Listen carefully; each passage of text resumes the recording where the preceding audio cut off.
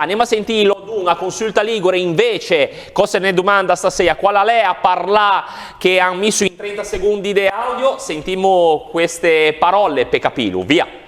Aderiva usanumme dall'abbondanza d'acqua in tutto il territorio, testimonia a giornata anche da presenza di 14 fontane ai canti dei Stre. A partire dall'XI secolo alla diventa in dominio da famiglia Malaspina. A prima testimonianza scritta dell'esistenza del comune risale al 1180, dopo feudo di Conti della Vagna i Fieschi. Diventa in possesso di Zenegi Doria, all'entrata a far parte della Repubblica di Siena a partire dal XIII secolo. Se capiamo abbastanza bene, riusciamo a sapere qual è il paese in questa iniziativa che va avanti ben da settimane con la Consulta Ligure, qual è il paese da Liguria dove si parla così? Carolina, che prime risposte non tanto a domanda del professor Bampi, casello autostradale, va domandò quello, ma riguardo il quesito da Consulta Ligure. Esatto, scrivono, ha parlato du Gurreiu.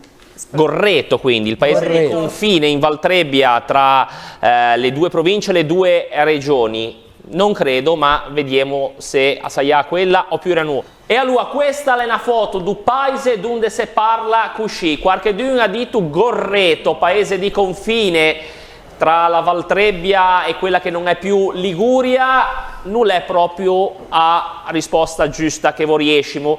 A risposta giusta ne porta quella fotografia lì, quella è uno dei posti più celebri di quello paese.